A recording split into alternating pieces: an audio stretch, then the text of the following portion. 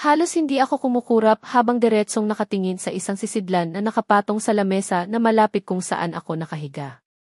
Isang maliit na kahon at nakabalot na ng tela. Narito na naman ako sa isang pribadong silid ng isang ospital. Pilit akong umupo ngunit lipad ang utak. Sorry for your loss, miss. Paulit-ulit kong naririnig sa aking tenga ang mga salitang iyon na galing sa doktor na tumingin sa akin kanina. Paulit-ulit at naririndi na akong marinig. Tinakpan ko na ang dalawa kong tenga ng aking dalawang kamay ngunit tumatagos pa rin ang tinig. Pero hanggang ngayon ay hindi ko pa rin lubos na maunawaan kung bakit. Bakit? Bakit ayaw pumasok sa isipan ko? Bakit ayaw tanggapin ng buong sistema ng katawang lupa ko ang katotohanan na paulit-ulit ng sinasabi ng utak? Para akong tinakasan ng lakas. Wari akong nalanta na gaya ng isang halaman. Wala akong maapuhap na dapat sabihin o dapat pang banggitin. Isang mahinang katok sa pinto ang aking narinig ang nagpagising sa aking natutulog na diwa. Kasabay ng pagbukas ay iniluwa ang nakangiti, ngunit bakas ang kalungkutan sa mukha na si Manang Lorna. Hinabilin ko muna si Santino sa mga anak at apo ko. Huwag kang mag-alala at tinitiyak kong aalagaan nilang mabuti si Santino. Imporma niya sa akin sabay lapag sa kanyang daladalahan sa monoblock na upuan malapit sa lamesa. Salamat po, Manang. Hindi ko po alam ang gagawin ko kung sakaling wala kayo ng buong mag-anak ninyo. Naluluha kong mahinang pasasalamat kay Manang Lorna. Lumapit sa akin si Manang at hinawakan ang aking mga kamay. Huwag mo nang isipin iyon, Karen. Ang mahalaga ngayon ay magpalakas ka upang agad kang gurnaling. Nangilid na rin ang luha ni Manang Lorna habang hinahaplos ang aking pisngi. Muling dumako ang paningin ko sa maliit na kahon na kapatong sa lamesa. Dumaan ako ng mansyon. Naabutan kong nagmamadaling umalis ang asawa mo bitbit ang isang maleta. Sinubukan kong habulin ang kanyang sasakyan para sabihin na narito ka sa ospital, ngunit hindi niya ako narinig, sambit Manang sa malungkot na tinig. May bago pa ba? Kailan ba siya nagkaroon ng pakialam? Baka hindi niya nga alam o namalayang wala kami ni Santino sa 100T ng mansyon. Mabuti nang ang huwag niya nang malaman dahil tiyak akong hindi naman siya interesado na malaman kung bakit ako narito sa ospital. Kaya bakit kailangan pang sabihin sa kanya? Manang, pasensya na po kayo kung naistorbo namin kayo ni Santino. Pero ang totoo, ayoko na po siyang istorbohin pa. Tapat kong sabi na ang tinutukoy ko ay si Senyorito Simon. Karen, unang-una hindi kayo istorbo ni Santino sa akin at kahit pa sa buong pamilya ko. Masaya kaming tulungan ka. At saka sino pa ba ang magtutulungan kung hindi tayo-tayo lang? Naman! Malumanay na saad ni Manang. Nais kong umiti sa narinig pero talagang wala akong gana. Sinong isang ina ang magkakaroon pa ng ganang umiti matapos mawalan ng isang hindi pa naisisilang na anak? 0-0, nawalan ako ng isang anak. Hindi ko man lang naramdaman na nasa sinapupunan ko na pala siya. At heto siya sa harapan ko. Nakasilid sa isang maliit na kahon. Wala nang buhay. Kailanman ay hindi ko na makikita pa. Masakit. Napakasakit at sobrang sakit. Pero hindi ako makaiyak. Hindi ko kasi matanggap dahil hindi katanggap-tanggap na ganun lang siya kadaling nawala sa akin. Tunog ng cellphone ang nakaagaw ng pansin ko mula sa malalim na pag-iisip. Liningon ko si Manang na abala sa paghahalungkat sa kanyang bag. Karen, cellphone mo pala itong tumutunog. Sabay abot sa akin ni Manang ng cellphone. Ayoko sanang abutin ngunit tila may kung anong nag-udyok sa akin upang sagutin ang tawag. Sino man ang tumatawag ay wala akong ideya. Dahil bukod tanging si Manang at Secretary Emmy lamang ang pinagbigyan ko ng cellphone number ko.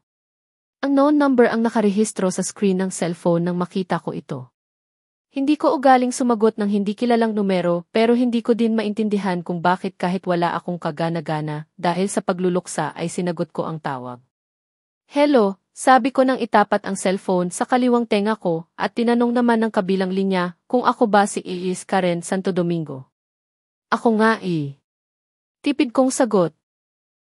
Santo Domingo, kailangan po kayong magpunta sa ospital ngayon. Sabi naman ng kabilang linya at sa narinig ay unti-unti nang nanlalabo ang aking paningin dahil sa pagbagsak ng aking uha habang nakikinig sa paliwanag kung bakit kailangan kong magtungo sa isang ospital. Papunta na po ako. Sagot ko sa Gurnagaralgal na tinig. Anong nangyari Karen? Sino ang tumawag? Nag-aalala na tanong ni Manang nang makita akong luhaan. Umiling-iling ako at tinakpan ang sariling bibig ng aking palad para pigilan ang malakas na paghikbi. Nagtanong muli ako kung bakit. Bakit parang ang lupit naman ng kapalaran sa akin? Umiiyak kong tanong sa aking isipan. Yumakap ako ng napakahigpit kay Manang Lorna. Pakiramdam ko talagang bibigay na ang katawan ko sa samut-saring emosyon na nararamdaman ko. Humagulgol ako ng iyak. Karen! Hinaplos ni Manang aking likuran upang ako ay pakalmahin. Manang, wala na rin ang nanay ko. Wala na rin siya. Sa pagitan ng paghikbi ay nabigkas ko sa naghihinagpis na tinig. Niyakap ako ni Manang ng mahigpit na para bang pinapadama sa akin ang taos pusong niyang pakikiramay. Manang, masama po ba akong tao? Masama po ba akong ina? Para mawalan ng anak? Masama ba akong anak para walang kinilalang ama tapos ngayon namatayan ng nanay? Manang, masama po ba ako? Sunod-sunod kong mga tanong kay Manang. Hindi anak, napakabait mong inakay. Santino kaya alam kong mabait kang anak sa nanay mo. Pero ganun talaga ang buhay Karen, sadyang mahiwaga at mahirap maunawaan. Sagot ni Manang sa basag na tinig. May dahilan ng Panginoon kaya nangyayari ang lahat Karen. Pagsubok lang ito para sa'yo, anak. Dagdag ni Manang. Pagsubok? Wala na po bang katapusan itong pagsubok na ito? Una na aksidente si nanay. Pangalawa ang wala sa oras kong pag-aasawa na at ang turing sa akin ng aking asawa ay isang salot na basura, desperadang mukhang pera. Pangatlo at pang-apat ay ang sabay na pagkawala ng anak kong hindi ko man lang nakita at si nanay na alam kong lumaban pero burnigay na rin matapos ang mahabang pakikipaglaban para sa buhay. Para ulilang-ulila na ang pakiramdam ko. Kailangan mong magpakatatag anak. Kailangan ka ni Santino Karen. Lalo akong napaiyak sa narinig kay Manang. Tama. Si Santino ang anak ko. Ang anak ko na lamang ang siyang meron ako ngayon. Umiyak ako ng umiyak kay Manang Lorna. Pagluha lamang ang tanging magagawa ko dahil ang pagdadalamhati na nararamdaman ko ay hindi kayang tumbasan ng kahit anong salita sa diksyonaryo o kahit anumang material na bagay sa mundo. Sigurado ka na ba sa desisyon mo, iha? Pinag-isipan mo ba ng mabuti itong gusto mong gawin? Kunot noon na tanong sa akin ni Attorney Silvestre Clemente. Mabuti na lang pala at naitago ko ang calling card niyang ibinigay sa akin noon. Isang linggo na ang nakaraan nang sabay mawala sa buhay ko ang aking anak at si nanay. Mahirap tanggapin. Pero kailangan kong umusad at magpatuloy sa buhay para sa kay Santino. Hindi pa rin umuwi si Senyorito Simon magbuhat ng sabihin sa akin ni Manang na naabutan niya itong nagmamadaling umalis dala ang maleta na siyang ginagamit niya kapag lumalabas ng bansa. Opo, attorney. Sigurado po ako. Matatag at nakangiti kong iaging sagot. Tinitigan ako ni attorney na parang pinag-aaralan at tinitimbang ang sagot ko at ang nais kong mangyari. Waring tutol siya sa nais kong gawin, ngunit ako na mismo ang personal na nagsabi sa kanya. Tama ka naman, iha.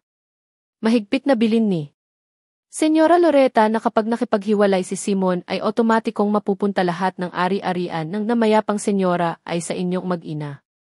Walang matitira kahit isang kusing kay Simon at maging ang mana na para kay Celine ay madadamay at mapupunta rin sa pangalan mo. Leon ang nakalagay sa huling testamento at walang nakalagay na kung sakaling ikaw mismo ang nakipaghiwalay kay Simon. Litanya ng may edad ng lalaki na matamang binabasa ang papel kung saan nakasulat ang huling habilin ni Senyora Loretta. Leon ang kondisyon ni Senyora Loretta sa kanyang huling testamento. Kaya kahit gustong-gusto na akong palayasin at hiwalayan ni Senyorito Simon ay hindi niya magawa. Dahil ang lahat ng kayamanan ng pamilya niya ay kami ni Santino ang makikinabang.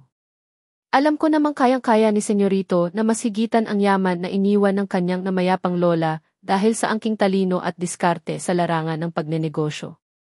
Ngunit iniisip marahil niya ang kapatid na si Senyorita Celine na sanay sa luho at layaw sa buhay. Dahil mulat mula ay anak mayaman sila o pwede rin namang ayaw mawala ni Senyorito ang kanyang kumpanya. Ang kanyang pinamumunuang kaharian. Kaya po naririto ako, attorney. Para personal na sabihin na kayo na po ang bahala sa lahat.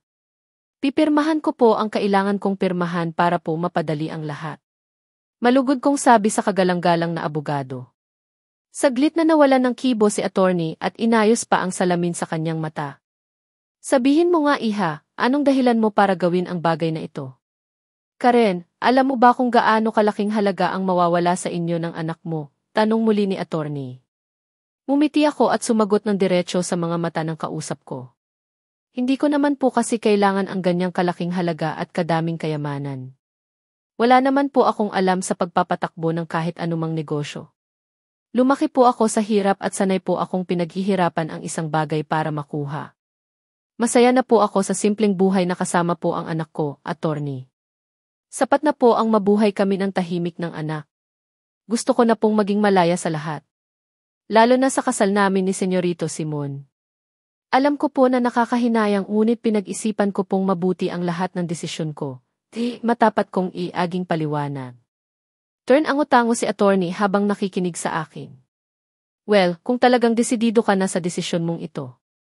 Sige gagawin ko na at mukhang hindi ko na rin mababago ang isipan mo. Maya-maya ay sambit ni attorney. Maraming salamat po, disita sambit kong pasasalamat. Sa sabay na pagkawala ng anak ko at ni nanay ay napagtanto ko na baka kinarma ako. Kinarma ako sa pagiging makasarili. Sa pagpilit kay Senyorito Simon na tanggapin at mahalin ako at si Santino. Kaya handa na akong pakawalan siya. Ako na ang kusang kakawala sa anumang tali na nagdurugtong sa aming kasal. At ang mana namin ni Santino. Taos puso ko na rin na ibinigay sa pangalan ni Senyorito Simon. 0-0, lahat ng tao kailangan ang pera. Sino ba ang hindi? Maraming ang tumataya sa loto para sa inaasam na milyong panalo. Pero kung iyon ang isa sa dahilan kung bakit nakulong kami ni Santino sa ganitong klaseng buhay. Malungkot dahil sa hindi kami tanggap at pinagtatabuyan. Ipapaubaya ko na sa kanila ang lahat. Kahit gaano man karami ang yaman na iyon. Kanilang-kanila na lahat. Wala akong interes na garnitin. Maging malaya lang kami ng anak ko at maging si Senyorito Simon. Alam kong lubos siyang sasaya sa oras na mawala na kami ni Santino sa buhay niya. At ano pa ba ang silbi ng pera kung ang isa sa dahilan ng pagtitiis ko sa kabila ng hindi magandang pagtrato sa amin ni Senyorito Simon ay dahil kay nanay. Dahil kailangan niya ng magandang ospital at malaking halaga ng pera para sa gamutan. Pero wala na si nanay. Kaya ano pa ang pwede kong maging dahilan? Sige po attorney, malayo-layo pa ang pupuntahan namin ng anak ko. Kung may kailangan pa ho kayo sa akin ay tawagan niyo na lamang po ako. Magalang kong par na maalam sa may edad na abogado na magiliw din naman kaming inasikaso at inihatid sa labas ng kanyang tanggapan. Paglabas ko ng kanyang opisina ay nakadama ako ng kaginhawaan. Tila may nawala na isang bagay na nakaatang sa aking balikat. Gumaan na para bang nawalan ako ng mga pasanin. Umiti ako at inakay ang aking anak na tahimik lamang naman sa aking tabi. Nagpaalam na rin ako kay Manang Lorna at lubos ang naging pasasalamat ko sa mga naitulong niya sa amin ng anak. Gusto niya nga kaming kupkupin mag-ina na magalang kong tinanggihan. Mas gusto kong lumayo at magsimulang muli. Santino, aalis na tayo. Doon sa pupuntahan natin ay magsisimula tayong muli. Huwag kang mag-alala dahil gagawin lahat ni Mama ang lahat upang mabuhay tayo ng masaya. Hinalikan ko sa gilid ng ulo si Santino kasabay ng pagpatak muli ng mga luha ko. Or niiyak ako hindi dahil sa ano paman, kundi dahil sa katotohanan na katulad sa naging kapalaran ko ang magiging kapalaran ng aking anak na walang matatawag na ama habang lumalaki. Ngunit pinapangako ko sa aking sarili. Heto na ang huling beses na iiyak ako at kasabay ng pag-alis namin ay iiwan ko na rin ang mapait na alaala sa mansyon. Bakit narito silang mag-ina? Baka hiniwalayan na ni Senyorito Simon. Sa bagay, hindi naman talaga sila bagay at hindi nga ba ang usapan dati ay pinikot niya lang si Senyorito, Oo nga, baka pinalayas na silang mag-ina sa bahay nila sa lungsod. Balita ko kasi ay doon sila naninirahan sa isang malaking mansyon. Bulungan ng 3 kababaihan na nakatambay sa tindahan kung saan kami kasalukuyang bumibili ng kape at asukal ng karga-karga kong si Santino.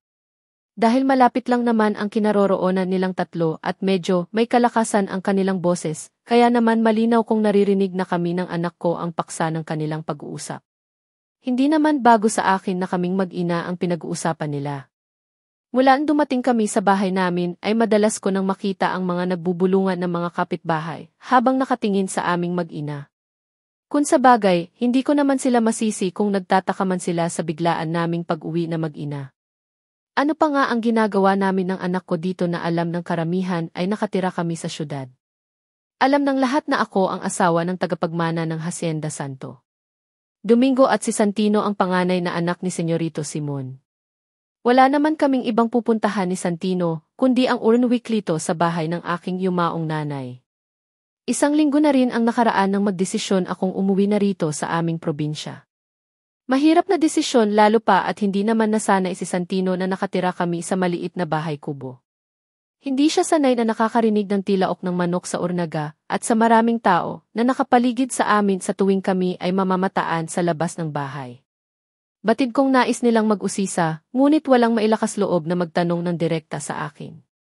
Naroon ang pag-aalinlangan dahil sa kaalaman na ako ay asawa ng nagmamay-ari ng mga lupang kinatitirikan ng kanilang bahay o ng lupang kanilang sinasaka. Sa ngayon ay iniisip ko kung paano kami mabubuhay na mag-ina. Wala akong pera kundi ang natira sa pinagbentahan ko ng aking mga halaman na ginamit kong panggastos noong birthday at binyag ni Santino. Hindi rin naman ako makapaghanap ng trabaho dahil walang mag-aalaga kay Santino. Karen, lubos akong nakikiramay sa nangyari sa nanay Karina mo. Nakakalungkot na matapos ang mahaba niyang pakikipaglaban para mabuhay ay sumuko rin ang kanyang katawan, dito malungkot na hayag ni Aling Perla. Ang isa sa kaibigan ni nanay dito sa aming lugar. Magkaedad sila ni nanay at pareho na nagtrabaho dati sa loob ng Hacienda Santo Domingo. Salamat Aling Perla.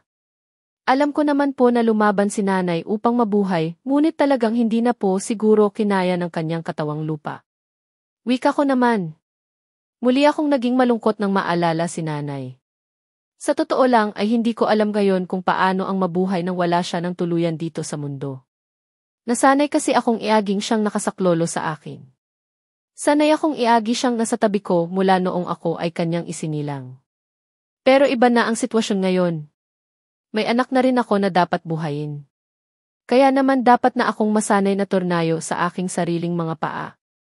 Kamusta ka naman, Karen? At bakit narito kayo ng anak mo? Magkasunod na tanong ni Aling Perla. Sa totoo lang ay ayaw kong pag-usapan ang kahit na anong dahilan kung bakit kami narito ng anak ko. Hindi na lang ako sumagot at bagkus ay iniba ang takbo ng usapan. Gusto ko po sanang magtanong kung meron po kayong kilala na bumibili ng bahay at lupa, ang siyang naging tanong ko upang iwasang sagutin ang mga tanong ng kaibigan ni Nanay. Saglit na nag-isip si Aling Perla. Meron naman at sa katunayan nga ay gustong bilhin ang bahay ninyo. Napangiti naman ako sa narinig kong sagot.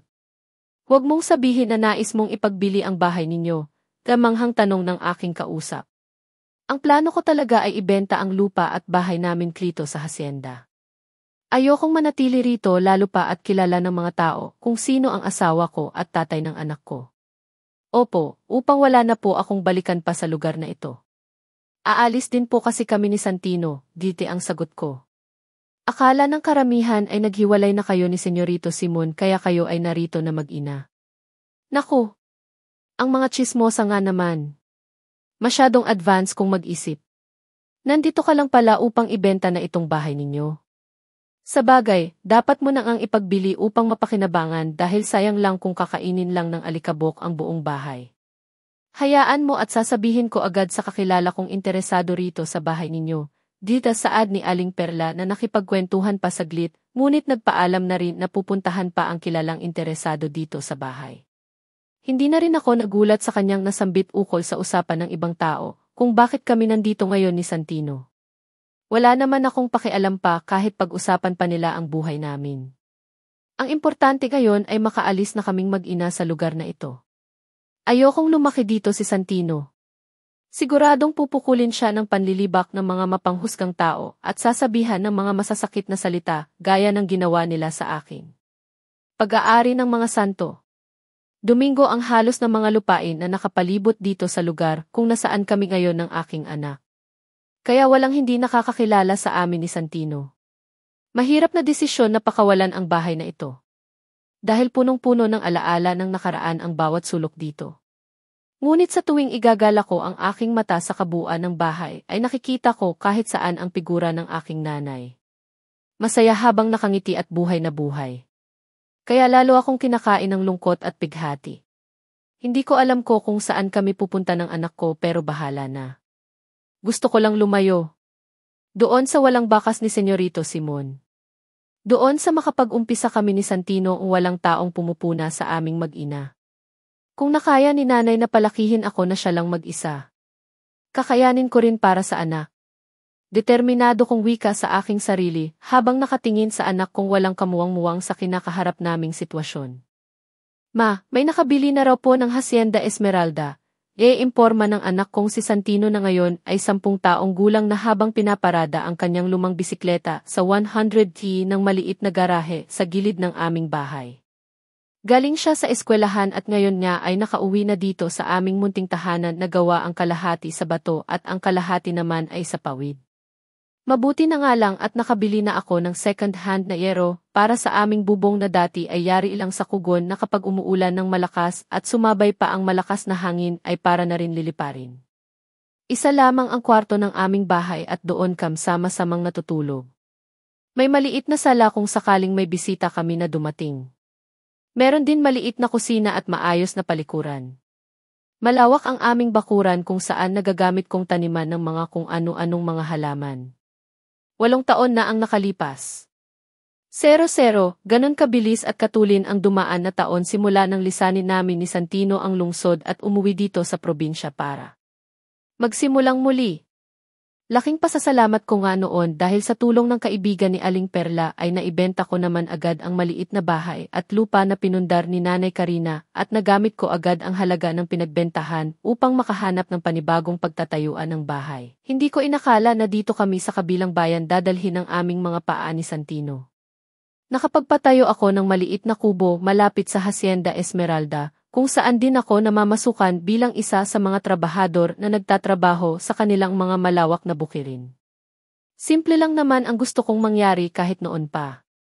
Ang mabuhay kasama ng mga anak ko. Sila lang sapat na dahilan para wala na akong hanapin pa. Gusto ko ng tahimik at mapayapang buhay matapos ang lahat ng mga masakit na nangyari sa nakaraan. Malayo sa mga taong nakakakilala sa akin at kay Santino. At kung ano man ang kaugnayan naming mag-ina sa mga Santo Domingo, lalong-lalo na kay Senyorito Simon. Simula nang umalis kami sa lungsod ay wala na rin akong ano pa man na balita tungkol sa dati kong asawa. Ang cellphone na garnet ko naman ay hindi ko alam kung saan ko nawala. Kaya wala na. Rin akong naging balita kay Manang Lorna.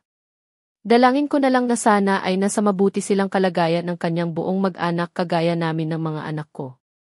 0-0, aminin. Mahirap talagang mabuhay mag-isa bilang nanay at walang katuwang lalo pa at wala naman akong permanenteng trabaho na pinagkukunan namin ang panggastos sa araw-araw. Pero sa awa naman ng may kapal ay nakaraos naman kaming mag-ina. Kumakain naman kami ng 3 beses sa isang araw. Nakakapag-aral naman ang mga anak. Hindi ko nga lang naibibigay sa kanila ang lahat ng kanilang mga gusto ay nakakagawa naman ako ng paraan pagdating sa kanilang mga pangunahing pangangailangan. Ganun ba anak? Sana naman kasing bait ni Senyora Esmeralda ang nakabili ng hacienda, sambit ko naman habang inaayos ang mga halaman na siyang isa sa mga naging kabuhayan namin. Total naman ay mahilig ako sa halaman kaya iyon ang naisip kong gawing negosyo, kagaya ng ginawa ko dati upang may panggastos sa binyag at first birthday ni Santino. Marami akong iba't ibang klase ng halaman mula sa iba't ibang uri ng mga mayana na nabibenta ko lamang sa murang halaga hanggang sa mga mamahaling alocasia, dragon tail, peace lilies, rubber plants at mga iba't uri rin ng mga orchids. Mayroon din akong mga bonsai plants at mga herbal plants tulad ng oregano, sambong, Acapulco, lagundi na karamihan ay hindi na pamilyar sa mga kabataan ngayon. Pinopost ko sa aking personal na social media account at salamat naman at mayroong mga bumibili. Ngunit hindi katulad ang presyo noong nasa lungsod ako nagtitinda. Doon ay nakakabenta ako ng marami at mahal ang mga presyo ng mga halaman ko. Samantalang dito sa probinsya ang pinakamahal ay nasa 500 piso ko lang nabebenta. Kaya nga manag-aalala raw nga po si Mang Ernie. Baka raw po kasi mawalan sila ng trabaho sa oras na may nakabili na po ng hacienda. Siyempre baka palitan ng bagong may-ari ang mga trabahador, lalo na po ang may mga edad na. Patuloy na kwento ni Santino na ang tinutukoy na Mang Ernie ay ang lolo ng kanyang matalik na kaibigang si Estong. Hindi naman siguro anak. Baling ko sa kaya habang tinatanggalan ko ng mga tuyong dahon ang isang dapog. Isang uri ng halaman na may malapad at pahabang dahon at naging mabili sa akin dahil sa naglalakihang at nagyayabungan ang mga binibenta ko. Sana nga makawawa naman po si Mang Ernie kapag nagkataon. Ang pagtatrabaho lamang sa hasyenda ang ikinabubuhay po nila.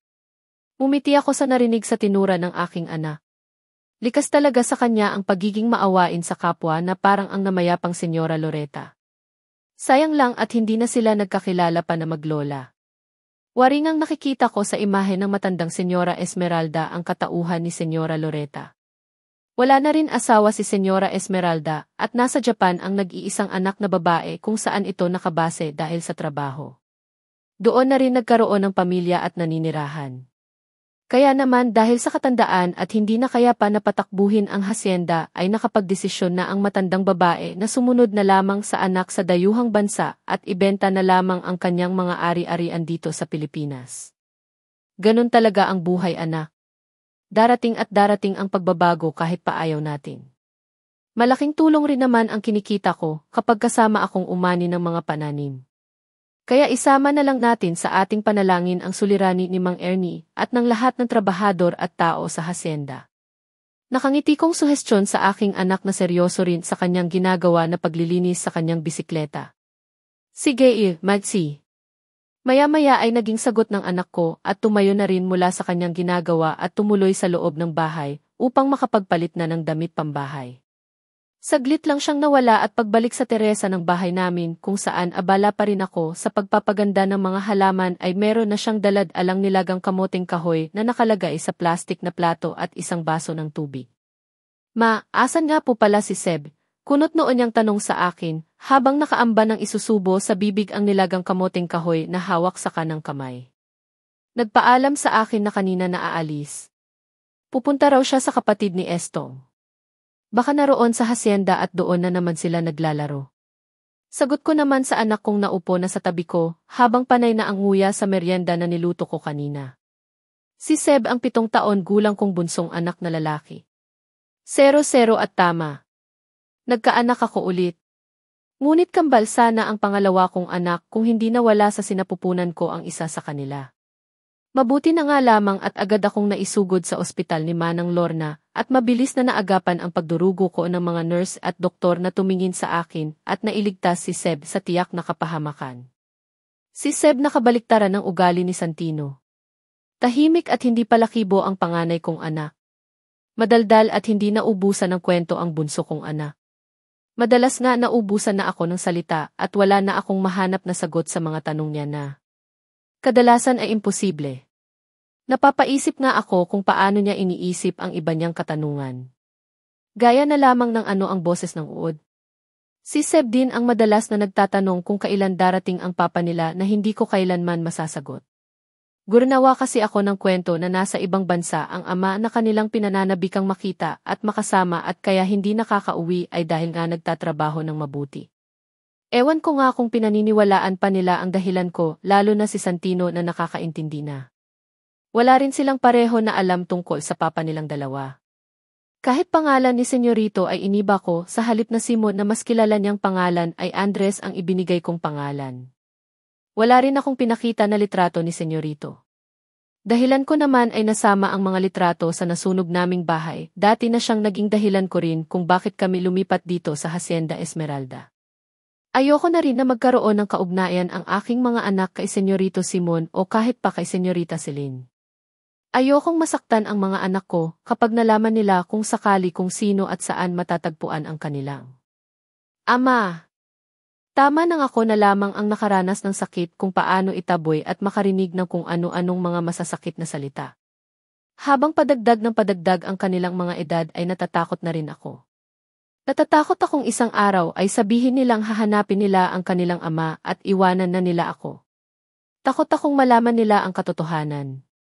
Takot akong madanas nilang dalawa ang kung paano ang tahasang itanggi at hindi kilalanin bilang anak ni Senyorito Simon. Tama nang minsan akong nakipaglaban para sa karapatan ni Santino bilang anak ni Senyorito Simon. Ngayon dalawa sila ni Seb ay mas takot ako sa pwede nilang maramdaman. Kaya kung darating man ulit ang panahon na mag-cruise ang landas namin ni Senyorito Simon ay dalangin kong sana ay matagal pa at sana nga ay wag nang mangyari pa sa hinaharap. Lalo na ngayon. Kung dati ay ako ang kamukha ni Santino ay hindi ko rin maintindihan kung bakit at paano nangyari na habang lumalaki siya ay naging si Senyorito Simon ang naging kamukhang kamukha niya. Mula sa buhok niyang natural na alon-alon hanggang sa mukha.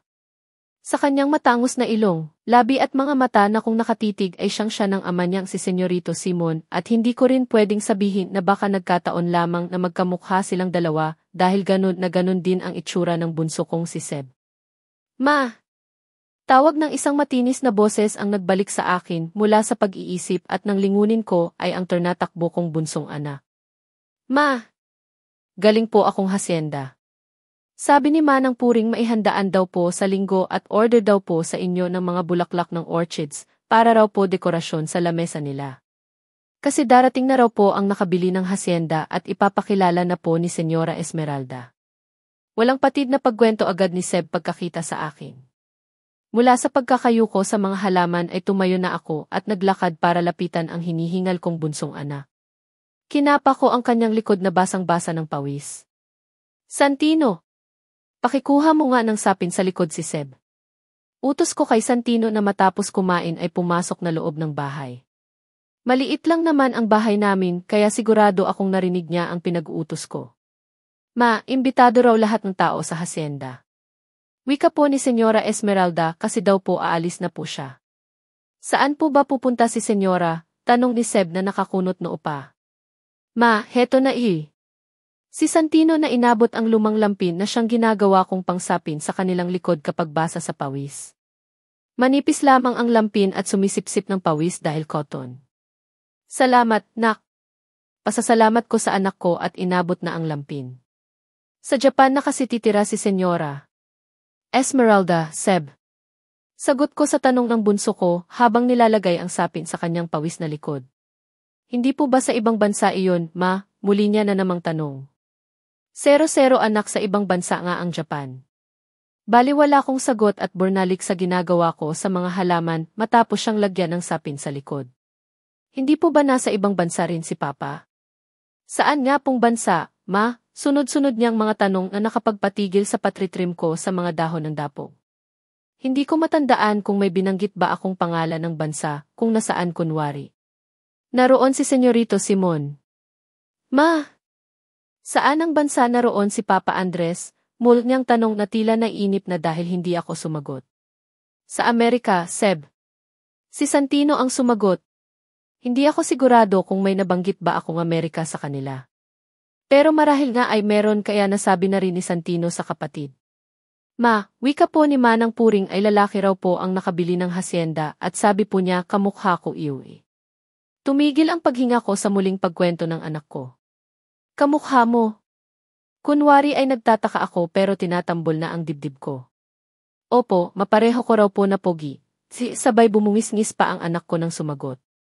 Magmula pa kahapon ay hindi na magkanda-ugaga ang lahat halos na mga tao sa labas man o sa 100 ng hasyenda na tumutulong upang maidaos ang gagawin na handaan sa pangunguna ng mabait na si Senyora Esmeralda.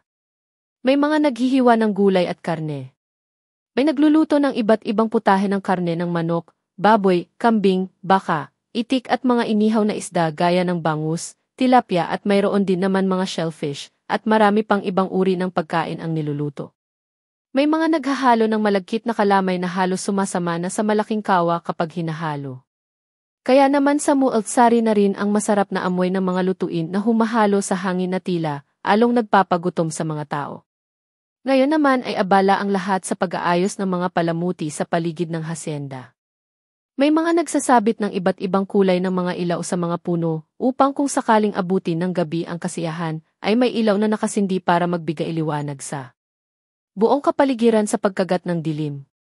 Dama ang saya lalo na sa mga taong sabik ng makilala ang bagong kikilalanin na may-ari ng buong Hacienda Esmeralda. Ngunit hindi rin naman mapagkakailan na ang iba ay naisa sa tinig sa kwentuhan ang kanilang lungkot lalo sa nalalapit na pag-alis ng mabait na si Senyora Esmeralda. Ang iba naman na may mga edad na trabahador na halos mga kalalakihan ay nag-alala sa pwedeng maging kalagayan nila sa bagong may-ari ng hasyenda. Maaari kasi na maging bago rin ang patakaran ng kung sino man na nakabili ng lupain kanilang pinaglilingkuran. Samantalang kami ng anak kong si Seb ay tumutulong sa pag-aayos ng mga lamesa na may mga kulay berdeng mantel at sa paglalagay ng mga bulaklak ng orchids bilang palamuti sa gitna ng mga lamisang hugis bilog. Hindi ko nga mabilang ang mga gagamiting lamesa sa sobrang darni at maging ang mga monoblocks na nakapalibot sa bawat isa dito. Ma, kilala po ba ninyo ang nakabili ng hasyenda? Tanong sa akin ng bunso, kung si Seb, habang maingat niyang inilalabas sa sisidlang timba na may konting tubig ang mga bulaklak ng orchids na kulay kahel at maingat din na inaabot. Isa-isa sa akin. Hindi kasi pwedeng masira ang mga bulaklak dahil ito ang nagsisilbi na palamuti. Hindi ko kilala, anak. Hindi ko pa naman nakakwentuhan si Senyora Esmeralda dahil abala siya sa maraming bagay dulot ng kanyang pag-alis. Sagot ko naman habang inilalagay na ang bulaklak sa 100D ng mga vase. Ma, ang yaman-yaman po siguro ng nakabili ng hasyenda at maraming siyang pera. Sabi kasi ni Estong hindi raw namin kayang bilangin ang pera na pambili nitong hasyenda, wika ni Seb na nanlalaki pa ang mga mata. Umiti ako at saka sumagot. 0-0, anak. Malamang na mayaman at maraming pera ang taong yun. Baka isa siyang mayaman na negosyante at isa siguro sa mga negosyo niya ay ang mga produkto na galing sa hasyenda tulad ng mga mais, mani, kape, mga prutas, gulay at paghahayupan na binibenta niya sa iba't ibang panig ng bansa o kaya naman ay sa ibang bansa. Waring manghang-mangha naman si Sebi sa aking mga nasambit. Talaga, ma? Ganun po sila kayaman? Kaya po kaya nilang bilhin kahit ilang hasyenda pa? Gusto ko pong maging negosyante para yumaman at magkaroon ng maraming pera tulad nila. Bulalas ni Seb na waring nagniningning pa ang mga mata. Tite, ang tamad mo naman kayang mag-aral ng leksyon. Kaya paano ka mangyayari ang maging negosyante ka at yumaman? Baka lahat ng itayo mong negosyo ay malugi lang. Pambubus ka naman ng panganay kong si Santino na hindi ko na malaya na lumapit na pala sa amin ni Seb at may daladalang 3 bote ng distilled water na hindi pa nakabukas at binigay sa amin ng kanyang batang kapatid ang 2 sa mga hawak niya. Si kuya talaga kahit kailan panira. Nangangarap lang naman ako at sabi ni mama at ni teacher hindi naman masama ang mangarap. Ingos ng bunso ko sa kanyang nakatatandang kapatid. Ang isang negosyante dapat matalino. Kasi pinag-iisipan nila ng mabuti kung paano sila magkakaroon ng marami at malaking kita nang hindi sila malulugi sa mga negosyo nila. Kaya dapat marunong ka ng magbilang up to 1 billion. Patuloy na paninermo ni Santino sa nakababatang kapatid. Hindi kasi tulad ni Santino ang kapatid na bunso. Si Santino ay matyaga at masigasig sa pag-aaral samantalang ang bunsong kapatid ay inaabot ng siyam-siyam bago gawin ang takdang aralin o kaya naman ang mga project na dapat ipasa. Kung hindi ko pa sermunan ay hindi pa gagawin. Ma, totoo po ba ang mga sinabi ni kuya? Kailangan po ba talaga na matuto ako na magbilang ng up to 1 billion? Nakasimangot na tanong sa akin ni Seb. Hindi ko tuloy maiwasang maisip si Senyorito Simon. Kung sanang nandito siya at kasama ng mga anak niya ay malamang na siya ang makasagot sa mga katanungan at magpaliwanag ng mabuti kay Seb tungkol sa larangan ng negosyo. 0-0, anak. Kailangan mong matutunan ang kung paano ang magbilang ng wasto para hindi ka maluloko lalo na sa pagsukli. Sagot ko na lamang sa kanya. Hindi kasi pwedeng hindi ko sagutin ang mga tanong ng aking bunso dahil kukulitin niya ako ng kukulitin at hindi tatantanan hanggat hindi ako sumasagot. Umugong ang malakas na bulungan sa paligid ng may tumigil na kulay itim at mamahalin na sasakyan sa harapan mismo ng mansyon. Ma, sobrang gara po ng sasakyan ang dumating. Nakikita ko po yan sa TV at halos mayayaman po ang nakakabili ng mga ganyang klase ng sasakyan. Dito manghang-mangha pa sa kanyang pagkwento si Santino at hindi inaalis ang paningin sa sasakyan. Ma, ayan na po siguro ang taong nakabili ng hasyenda. Wika naman ni Seb na nahinto rin sa pag-abot sa akin ng mga orchids ng aking inaayos sa mga vase. Minsan nga ay hindi ko rin maiwasan ang mapaisip na lang ng bigla. Ano kaya ang buhay namin ngayon ng mga anak ko kung sakaling hindi ako sumuko para ipaglaban ang anumang karapatan ko bilang asawa ni Senyorito Simon? Kung ipinagpilitan ko pa rin na tanggapin niya si Santino bilang anak, malamang na hanggang ngayon ay nakatira pa rin kami ng mga anak ko sa napakalaking bahay. Kung kinuha ko ang mana namin ni Santino galing kay Senyora Loretta, ay malamang na nabili ko ang mga magagandang damit at laruan na gusto ng mga anak ko. Nabili ko marahil ang mga pagkain na madalas nilang pangarap na matikman man lang. Pero sa tuwing masasagi rin sa isipan ko kung ano ang naging kalagayan namin ni Santino noong wala man lang kaamor-amor si Senyorito Simon sa kanyang anak, ay para na akong maiiyak at nagbabalik lahat sa aking puso at damdamin ang sakit na naranasan. Bumabalik ang pighati at sama ng 100 DE na naramdaman ko noong mga panahon na mag-isa lang akong lumalaban para sa inaasam na pagtanggap. Kaya tama lang ang naging desisyon ko noon. Ako na ang kusang nagpaubaya at nakipaghiwalay kay Senyorito Simon. Pinirmahan ko ang mga dapat pirmahan sa annulment papers na galing kay Attorney Clemente. Pinirmahan ko rin ng walang alinlangan ang mga papeles na patunay na kusa ko nang binigay sa kanya ang anumang mga ari-arian na pinamana sa akin at kay Santino ng namayapang si Senyora Loretta. Marahil tama nga na ipaglaban mo kung ano ang iyong karapatan. Pero paano pa ako lalaban kung nawalan ako ng isang anak? Paano pa ako lalaban kung ang patuloy kong pakikipaglaban ay nagdudulot ng mas masakit na pakiramdam hindi lang sa akin, kundi lalong-lalo na sa aking anak. Nawawalan ako ng isang ina na pinaghugutan ng lakas para mapagpatuloy sa buhay. Sumuko ako hindi dahil tinanggap ko na ako ay isang talunan. Sumuko ako dahil gusto ko ng katahimikan at kapayapaan. Dahil gusto kong maging malaya sa relasyong ako lang ang lumalaban. Dahil gusto ko rin ang normal na buhay para sa dalawang anak ko na sila ngayon na nagsisilbing aking buhay. Kaya tama lang na sinuko ko na ang laban. Tama lang din pinakawalan ko si Senyorito Simon na ama ng aking mga anak. Nagsimula nang magpatugtog ng mga nakakaindak na sayaw ang inarkila na sound system. Kaya naman ang ibang mga kabataan na nasa narito sa pagtitipon ay kanya-kanya ng pasikat sa pagsasayaw. May mga naghihiyawan na rin sa saya at ang iba naman ay masaya ng mga nakaupo at nanonood sa kapaligiran. Kahit tanghali tapat naman ay hindi mo masyadong ramdam ang init ng tirik na araw. Dahil sa lilim na ibinibigay ng mga naglalakihang mga iba't ibang punong kahoy gaya ng mangga, santol, kaimito na nakapaligid sa dito sa pinagdausan ng kasiyahan. Karen, ang gaganda ng mga bulaklak na inayos mo. Nakita ni Senyora Esmeralda ang mga lamesa mula sa Teresa sa tapat ng kanyang silid. Salamat daw ng marami. Si Manang Puring ang nagwika.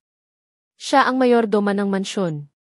May katabaan siya at maitim ang balat, ngunit isa siyang abuting tao. Walang anuman po yun, Manang. Pakisabi po kay Senyora na tungkulin ko pa na pagandahin ang mga bulaklak upang muli siyang kumuha sa akin. Magalang kong saad at hinaluan ko ng konting biro.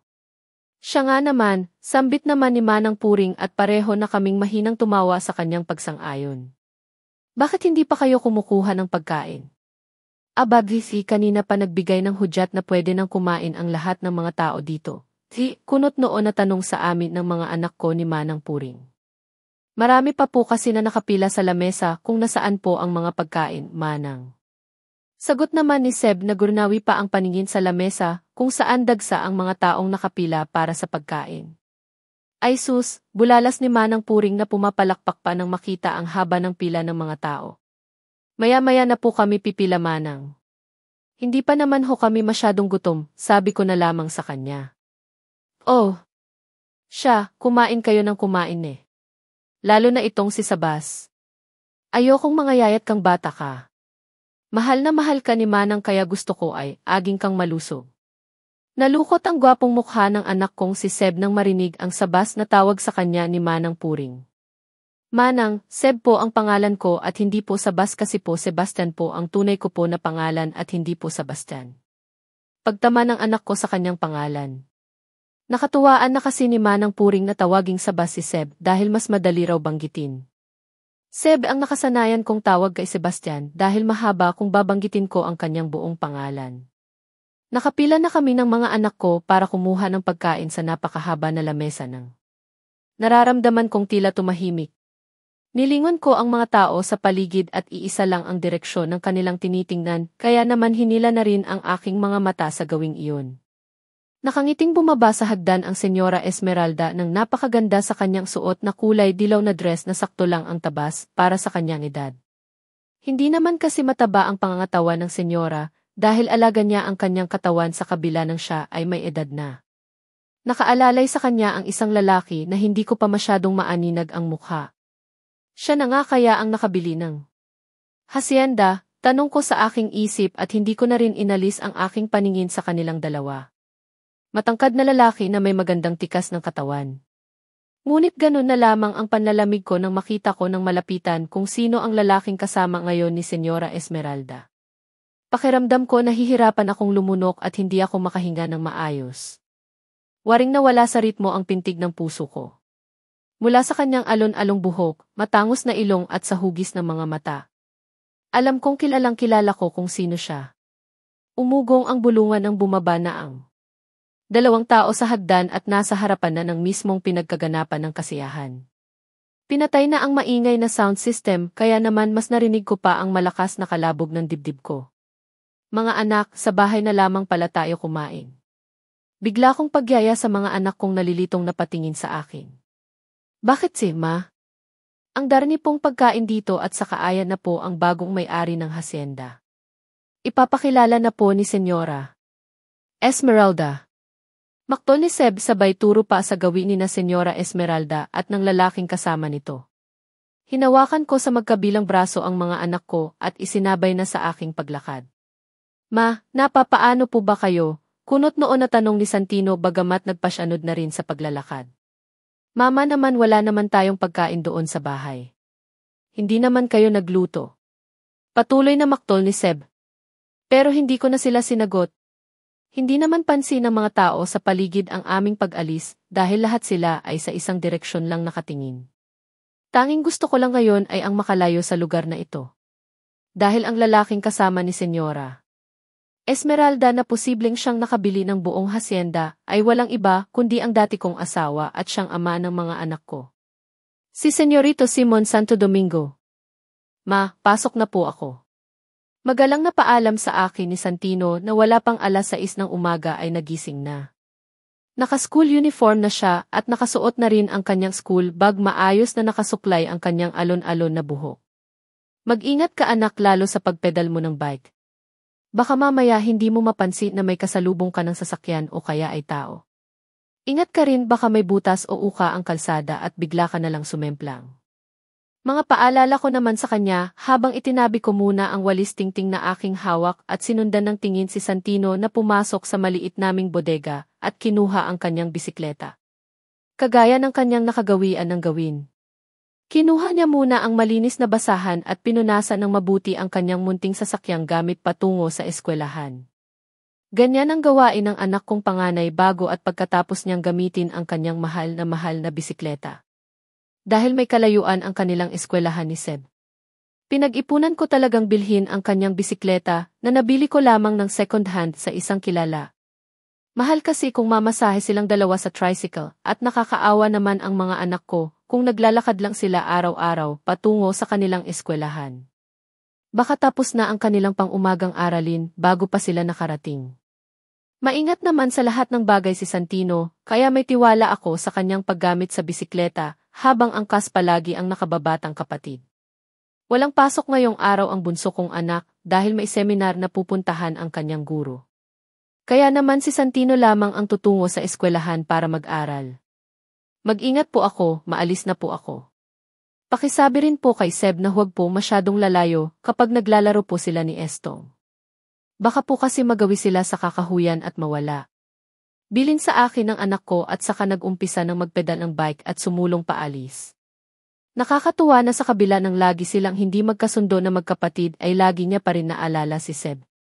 Talagang kuya na ang dating ni Santino sa kanyang batang kapatid. Maaga kang umuwi at wala nang ibang pupuntahan. Ubusin mo ang pagkain mo sa tanghalian. Pahabol kong bilin kay Santino. Nakangiti ko pa na pinagmamasdan habang papalayo ang panganay kong anak. Ganun naman ang gawain ko sa Ornaga kapag umalis na silang dalawa ni Seb. Mananatili muna akong nakatayo ng ilang sandali dito sa tabi ng gate namin na hanggang liig ko ang taas na gawa sa kawayan. Hindi ako aalis hanggat natatanaw ko pa silang dalawa, kasabay ang ibang mga kaeskwela na may kanya-kanya rin na gamit na bisikleta. Ang balak ko nga ay bilhan na rin ang sariling bisikleta si Seb, ngunit nag-aalangan na ako dahil may pagkakaskasero ang bunso ko pagdating sa paggamit ng bisikleta dahilan ng minsan siyang maaksidente at mabalian ng buto. Nakipagkarerahan sa kalaro gamit ang bike at nang hindi makontrol ang preno dahil sa tuli ng kanyang pagpapatakbo ay burnangga sa isang malaking puno na sa tabi ng daan na ang resulta ay pagkapilay ng kaliwang kamay. Naalala ko kung gaano namutla ang anak kong si Santino sa nangyari sa kanyang kapatid. Hindi ko nga siya makausap ng maayos dahil wala siyang kibo at nakatitig lang sa kapatid na panay ang iyak sa sakit dala ng kanyang pagkapilay. Mabuti na lang at wala nang mas malalang nangyari kay Seb. Simula nang mangyari ang aksidente ay hindi ko na siya pinayagan na mag-isang magbisikleta kahit nag-iiyak pa siya. Nang hindi ko na matanaw si Santino sa daan ay nagdesisyon na akong ipihit ang aking katawan pabalik sa aking gawain at para ipagpatuloy na ang aking pagwawalis sa bakuran. Baka gising na rin si Seb na tulog pa kanina nang iwanan ko sa aming silid. Tuluyan na sana akong tatalikod sa gate nang may mahagip ang aking paningin. Napansin ko ang isang pulang kotse na nakaparada sa di kalayuan. Naalala ko tuloy ang sinabi sa akin ni Seb noong isang lang na may napansin siyang pulang kotse na nakaparada malapit sa amin at inakala pa nga ng anak ko na baka isang customer na bibili ng mga halaman namin na itinitinda. Karamihan din kasi sa mga suki ko sa mga halaman kong binibenta ay may kaya sa buhay at mga dikotse pa kapag sinasadya ako dito sa bahay. Pinagmasdan ko muna ang kotse na halatang mamahalin at kung hindi ako nagkakamali isa siyang Audi na mahal ang presyo, katulad sa mga nababasa ko dati sa mga magazine. Bakit naman may mamahaling sasakyan na nakaparada klito sa maalikabok naming kalsada? Baka naman napadaan lang at dito inabutan ng pagod at bahagya munang nagpapahinga, kunot noo kong mga tanong sa aking sarili. Ngunit waring kinabahan ako sa kung sino ang pwedeng magmay-ari ng ganitong klaseng sasakyan dito sa aming lugar. Wala akong ibang pwedeng paghinalaan kung sino ang may kakayahang magmay-ari ng ganitong klase ng sasakyan. Isang linggo na simula nang nagmamadali akong makalayo sa 100D ng Hacienda Esmeralda. Halos madapa-dapa na nga ang aking mga anak sa klase ng paghatak ko sa kanila. Hindi kaya? Pero imposible naman. At saka kung totoo ang iniisip ko, bakit naman siya narito? Naguguluhan kong pakikipagtalo sa sarili kong utak. Para akong tangang nag-iisip pero ayaw ituloy ang iniisip. Alam mo na tipong may ideyang pumapasok sa utak mo pero madali mong binubura at kinakalimutan at ayaw mong alalahanin kahit guhit lang. Nagbuntong hininga ako. Binaliwala ko na lang ang laman ng aking isip sapagkat malayong mangyari ang bagay iyon. Malayong mangyari na si Senyorito Simon ang nagmamay-ari ng pulang kotse na nakaparada ngayon dito sa harapan ng aming bahay. Dahil isang malaking bakit. Ano ang pwedeng niyang maging dahilan para magpunta? Bakit siya narito? Anong kailangan niya? Alangan naman na bibili siya ng mga halaman o ng mga gulay sa amin. Muli akong nagbuntong hininga. Ano-ano na ang iniisip? Hindi imposible na mabili ni Senyorito Simon ang buong Hacienda Esmeralda dahil sa dami niyang pera. Pero ang imposibleng mangyari ay ang nasa isip. Dahil kailanman ay hindi mangyayari na kaya siya narito ay dahil sa amin ng mga anak niya. Wala kami sa mundo ng mga pantasya na kung saan ang isang bidang lalaki na nagkamali ay hahanapin ang kanyang asawa at mga anak upang humingi ng tawad sa mga kasalanan na kanyang nagawa sa nakaraan. Hinding-hindi kailanman mangyayari ang bagay na sa isip ko. Dahil ang totoo, masakit masampal ng katotohanan at realidad sa mundo.